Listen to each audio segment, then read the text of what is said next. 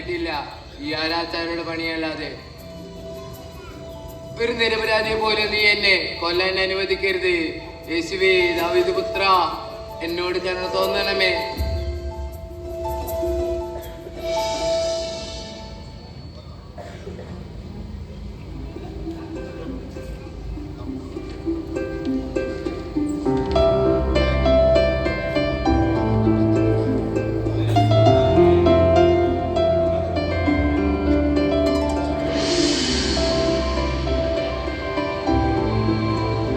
Hello sir, ഞാൻ binding ഓഫീസറായി join ചെയ്യാൻ വന്നതാണ്. ജയസ് പറഞ്ഞിരുന്നു പുതിയ ഒരാൾ നമ്മുടെ ഓഫീസിലേക്ക് ജോയിൻ ചെയ്യാൻ വരുന്നുണ്ടെന്ന്. ആന്റണി എന്നല്ലേ പേര്? അതെ, ആന്റണി. ഇപ്പൊ താങ്കളാണ് എന്റെ അസിസ്റ്റന്റ്. സാറിന്റെ പേരെന്താ? എന്റെ പേര് ഫെർണാണ്ടസ്. Official post എക്സിക്യൂട്ടറാണ്. വധശിക്ഷ നടപ്പിലാക്കുന്ന ആൾ. എനിക്ക് മനസ്സിലായില്ല. വധശിക്ഷ നടപ്പാക്കുന്നത് ജഡ്ജല്ലേ? വധശിക്ഷയ്ക്ക് വിധിക്കാൻ ജഡ്ജിക്ക് അധികാരമുള്ളൂ. വധശിക്ഷ നടപ്പിലാക്കുന്നത് അത് ഞാനാണ്. ആരാച്ചാർ, മനസ്സിലായോ തനിക്ക്?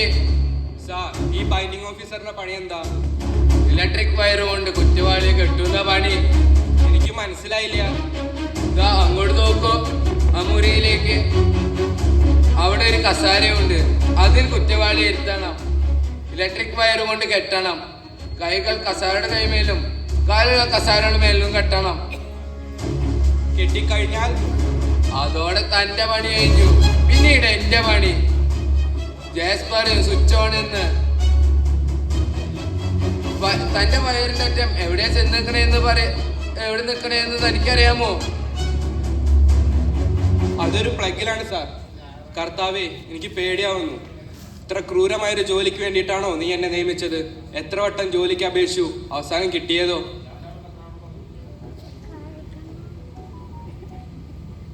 എന്താ തന്റെ മുഖത്തൊരു മാറ്റം? ഒന്നുമില്ല. എന്നാൽ കേട്ടോ, ജഡ്ജി ചോദിക്കും കുറ്റവാളിയോട് ചേർത്ത് എന്തെങ്കിലും പറയാനുണ്ടോ എന്ന്. എല്ലാ കുറ്റവാളിയും പറയാനുള്ളത് ഒന്നുമില്ലാതെ തന്നെയാണ്. പിന്നെ എന്തുണ്ടാവും?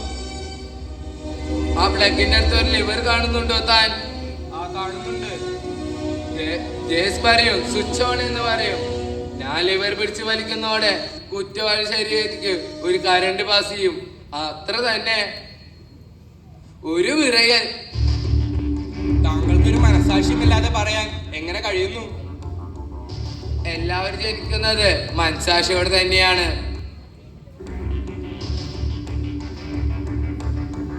എന്നാൽ അവർ വലുതാക്കും തോറും സമൂഹം അവരെ മനസാക്ഷി ഇല്ലാതെയാക്കി തീർക്കുന്നു.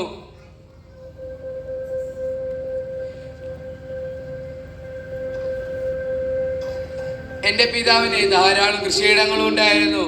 കൃഷി ചെയ്യാൻ ലോൺ എടുക്കും. കൃഷി വിളവ് കഴിഞ്ഞാൽ ലോൺ വീട്ടും.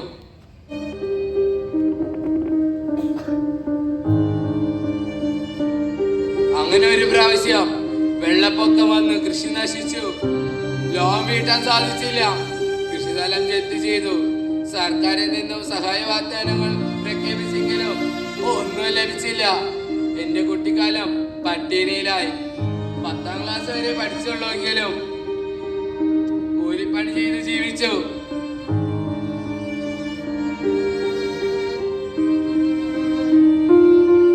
അങ്ങനെ ഒരു പ്രാവശ്യം ഗവൺമെന്റിൽ നിന്ന് ഒരു ഒഴിവ് കണ്ടു. ആരാച്ചാരോട് ഒഴിവ്. ഞാൻ അപേക്ഷിച്ചു. വേറെ ആരും അപേക്ഷിക്കാനില്ലാത്തത് കൊണ്ട് എനിക്ക് ജോലി ലഭിച്ചു.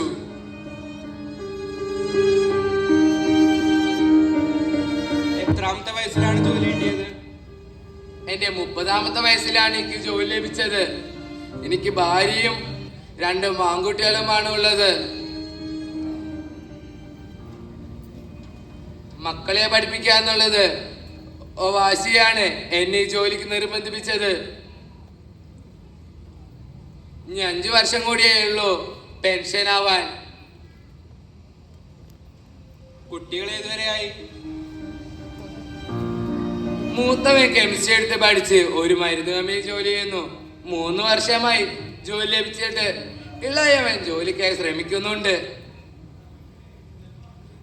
താങ്കളുടെ ചെറുപ്പകാലം പോലെ തന്നെയാണ് എന്റെയും.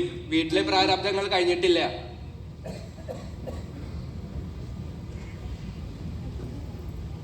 സംസാരിച്ച് നേരം പോയത് അറിഞ്ഞില്ല. താൻ അറ്റൻഡ് രജിസ്റ്ററിൽ ഒപ്പുവെച്ചോ? ജയസ് ഒരു ചൂടനാണ്. ഞാൻ ജയസിന്റെ മുന്നിൽ പോയി ഒപ്പുവെച്ചിട്ടാണ് വന്നത്. ഇനി എന്നാണ് വധശിക്ഷയ്ക്ക് വിധിച്ചിട്ടുള്ള കുറ്റവാളി വരുന്നത്? അതൊന്നും നമുക്കറിയില്ല.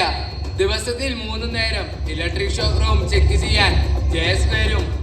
അപ്പോൾ അറ്റൻഷനായി നിന്നോണം. അടുത്ത ദിവസം വധശിക്ഷയ്ക്കായി കുറ്റവാളിയെ കൊണ്ടുവരുന്നുണ്ട് എന്നർത്ഥം.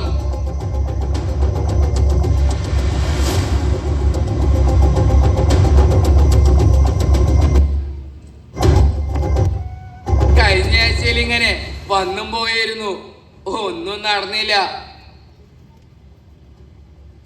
താങ്കൾ എത്ര നിസ്സാരമായിട്ടാണ് ഇത് എടുക്കുന്നത്? എന്നോട് ജയസൂപ്രണ്ട് ചോദിക്കുക കൊലപാതകത്തിന് ശിക്ഷയുണ്ടോ എന്ന്. ഞാൻ പറഞ്ഞു ശിക്ഷയുണ്ട് എന്ന്. അപ്പോൾ പറയാ താൻ ചെയ്യുന്ന ഈ കൊലപാതകത്തിന് ശിക്ഷയില്ല, പകരം മാസാമാസം ശമ്പളവും അലവൻസും.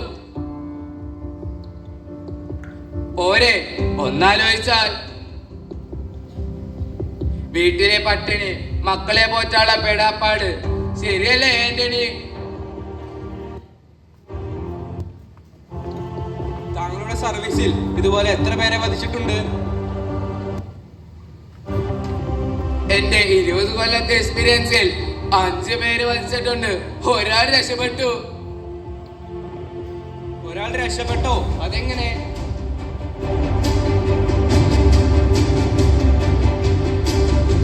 ആന്റണി, താങ്കൾക്ക് ദൈവത്തിൽ വിശ്വാസമുണ്ടോ? പൂർണ്ണമായിട്ടും ഉണ്ടോ എന്ന് ചോദിച്ചാൽ ഇല്ല. പള്ളിയിലൊക്കെ പോവും, കുർബാനയൊക്കെ കാണും, അത്രയൊക്കെ തന്നെ. അപ്പോൾ ആന്റണി, താൻ ദൈവശക്തി ശരിയായി അനുഭവിച്ചിട്ടില്ല അല്ലേ?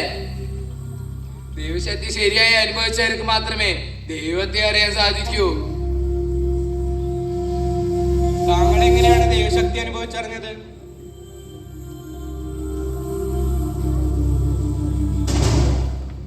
ഒരു 10 വർഷം മുമ്പ് ഒരു കുറ്റവാളിയെ വധിക്കാനായി കൊണ്ടുവന്നു. ഞാൻ ദിവസം 3 നേരം പ്രാർത്ഥിക്കുന്ന ഒരാളാണ്. യേശുവേ, ഒരു നിരപരാധിയെ പോലും എന്നെ കൊല്ലാൻ അനുവദിക്കരുത്. യേശുവേ, ദാവീദ് പുത്ര, എന്നോട് കരുണ തോന്നണമേ.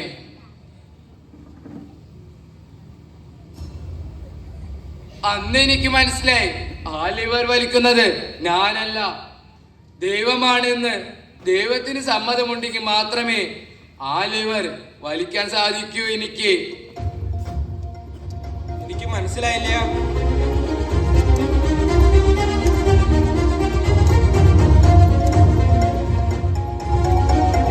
ഞാൻ പറഞ്ഞു തരാം. അന്ന് ബെർണാഡ് എന്ന് പറയുന്ന ബൈൻഡിംഗ് ഓഫീസർ കുറ്റവാളി ഇലക്ട്രിക് ചെയറിലിരുത്തി ഇലക്ട്രിക് വയർ കൊണ്ട് കെട്ടി. ജയസ് പറഞ്ഞു സ്വിച്ച് ഓൺ എന്ന് പറഞ്ഞു. ഞാൻ ലിവർ വലിക്കുന്നതോടെ വലിയൊരു കൊടുങ്കാറ്റ് വന്ന് കരണ്ട് പോയി. അപ്പോൾ തന്നെ ഒരു അറിയിപ്പും വന്നു, stop the execution, stop the execution, വധശിക്ഷ നടപ്പിലാക്കരുത്, വധശിക്ഷ നടപ്പിലാക്കരുത് എന്ന്. അപ്പോൾ അയാൾ നിരപരാധിയാണെന്നാണോ താങ്കൾ വിശ്വസിക്കുന്നത്? അയാളുടെ നിരപരാധിത്വം തെളിയിക്കാൻ ഒരു അവസരം കൂടി ലഭിച്ചില്ലേ ആന്റണി?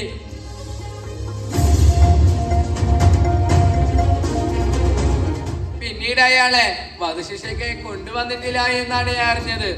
അന്ന് ദൈവം വന്നത് കൊടുങ്കാറ്റിന്റെ രൂപത്തിലായിരുന്നു.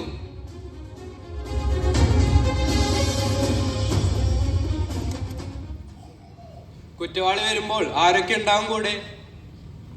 വിധിച്ച ജഡ്ജി, ജയസൂപ്രണ്ട്, ഇവരൊക്കെ ഇലക്ട്രിക് ഷോക്ക് റൂമിന്റെ പുറത്ത് നിൽക്കും.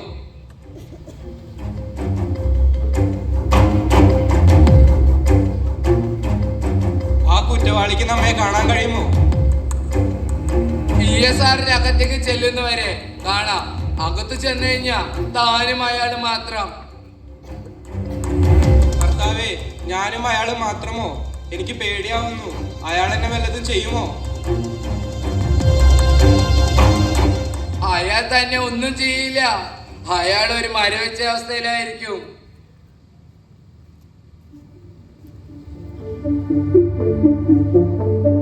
എന്നാലും അയാളെ കെട്ടുന്നത്?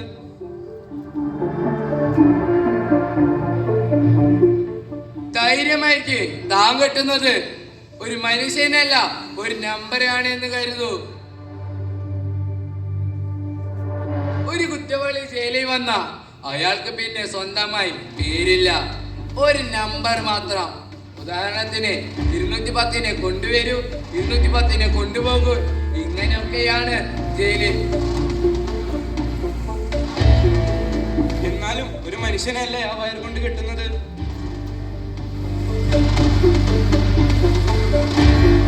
ഇവിടെ സെന്റിമെന്റ്സിന് കാര്യമില്ല ആന്റണി.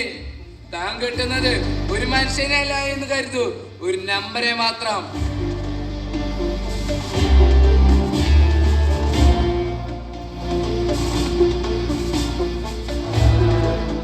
ഇത്ര ക്രൂരമായി പറയല്ലേ സാറേ, ഇത്ര ക്രൂരമായ ഒരു വധശിക്ഷ.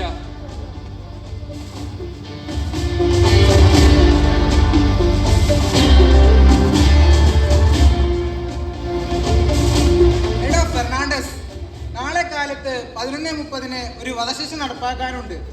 ഇലക്ട്രിക് ചെയർ പരിശോധിക്കാൻ എഞ്ചിനീയർ വരുന്നുണ്ട്. നിങ്ങൾ രണ്ടുപേരും നാളെ കാലത്ത് 6 മണിക്ക് അവിടെ ഉണ്ടാകണം. ആന്റണിക്ക് കാര്യങ്ങളൊക്കെ പറഞ്ഞു കൊടുത്തില്ലേ? സാർ, എല്ലാം പറഞ്ഞു കൊടുത്തിട്ടുണ്ട് ആന്റണിക്ക്. രജിസ്റ്ററിൽ ഈ നമ്പർ ചേർത്ത് വെച്ചോളൂ. Number 416, number 416. Okay sir.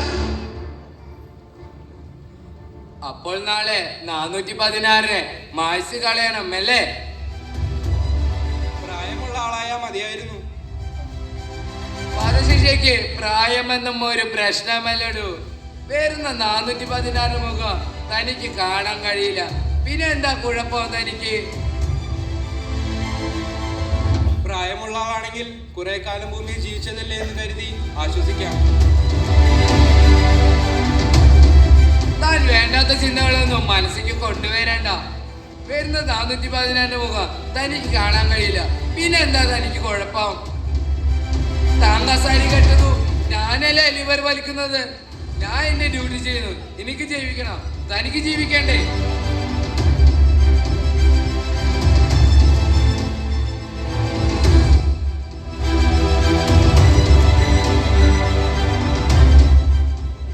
സമയം പോയത് അറിഞ്ഞില്ല. ഇന്നുച്ചയ്ക്ക് ജഡ്ജിന് മുമ്പിൽ ഹാജരാവാനുള്ളതാ. അത് നാളത്തെ വധശിക്ഷയുടെ പ്രോട്ടോകോളാണത്. സമയം ഇപ്പോൾ തന്നെ 12:30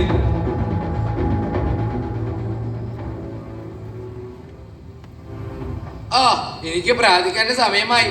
തനിക്കും എന്റെ കൂടെ പ്രാർത്ഥിക്കാം.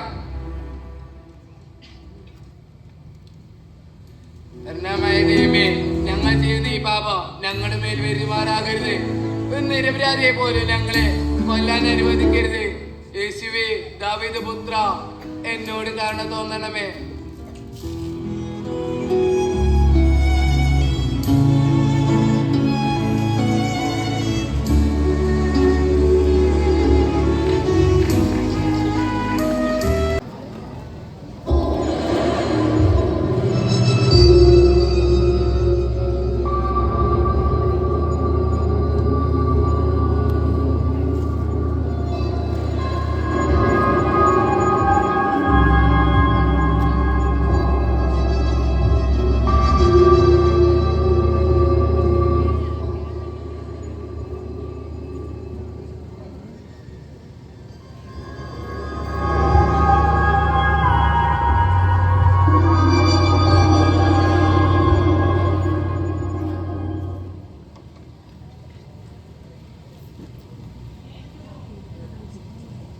സ്ട്രെച്ചറൊക്കെ ഓക്കെ അല്ലേ ആന്റണി? ഓക്കെയാണ് സാർ. വധശിക്ഷ കഴിഞ്ഞാൽ ബോഡി ആംബുലൻസിൽ കൊണ്ടുപോകണം. അതിൽ നിങ്ങൾ രണ്ടുപേരും കയറി മെഡിക്കൽ കോളേജിൽ പോകണം. Okay sir.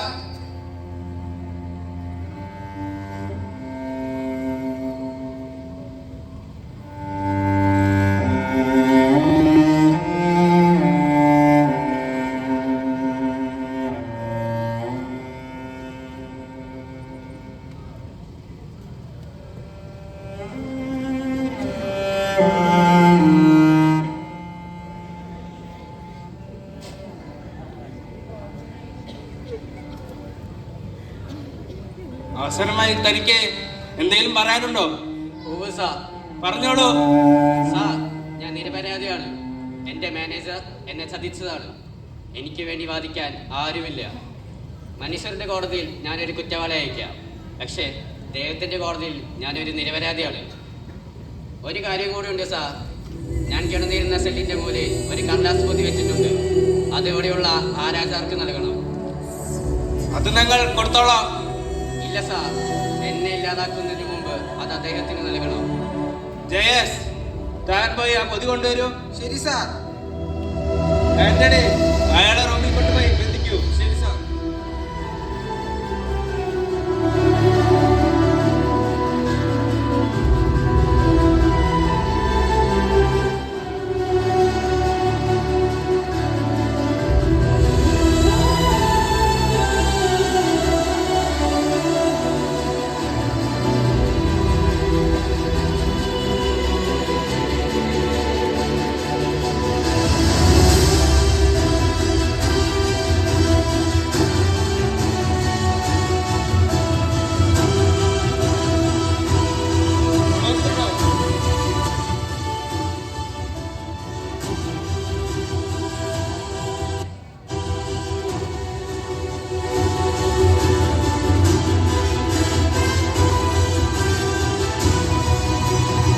ഇതാ സാർ ആ പൊതി. ഫെർണാണ്ടസ്, ഇങ്ങോട്ട് വരൂ.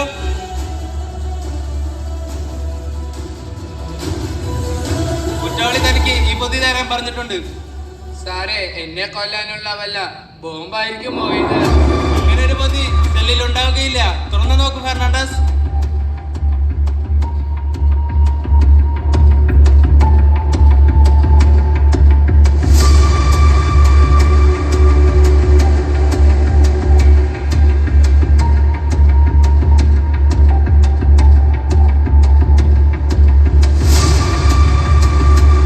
എന്താണത്? പറയൂ ഫെർണാണ്ടസ്.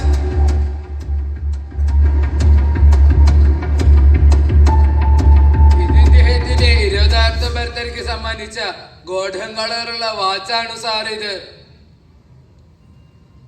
എന്താ ഫെർണാണ്ടസ്? എന്താ ഫെർണാണ്ടസ്? എന്താണത്?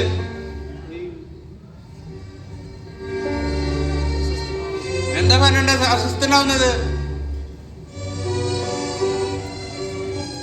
എനിക്ക് കഴിയില്ല സാർ, എനിക്ക് കഴിയില്ല. എനിക്ക് 416 ഒരു നമ്പർ മാത്രമല്ല സാർ, അതിന് ജീവനുണ്ട് സാർ, ജീവനുണ്ട്.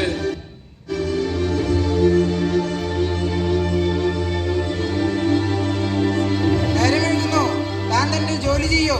Switch on. ഫെർണാണ്ടസ്, എന്താണ് അസ്വസ്ഥനാവുന്നത്? എനിക്ക് കഴിയില്ല സാർ, എനിക്ക് കഴിയില്ല. ഇവൻ എന്റെ മകനാണ് സാർ, എന്റെ മകൻ. ദൈവമേ, എന്നോട് കരുണ തോന്നണമേ. താങ്കൾ തന്നെ ഡ്യൂട്ടി ചെയ്യോ. 2 മിനിറ്റ് കൂടെ ബാക്കിയുള്ളൂ. Switch on, switch on.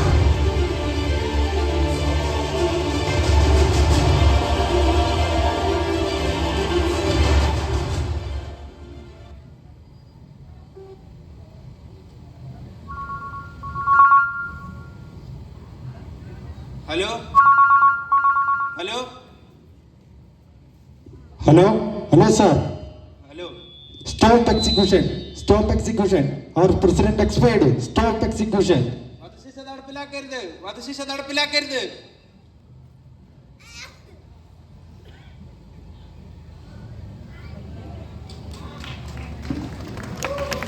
ഫെർണാണ്ടസായി അഭിനയിച്ച ബ്ലസ്വിൻ ബെന്നി.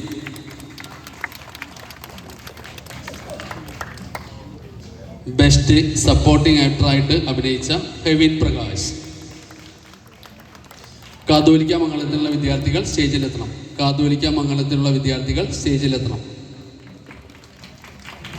നമ്മുടെ പരിപാടിയുടെ അവസാന ഘട്ടമാണ്. നമുക്ക് എല്ലാവർക്കും പിരിഞ്ഞു പോകുമ്പോൾ ലഘുഭക്ഷണം ഒരുക്കിയിട്ടുണ്ട്.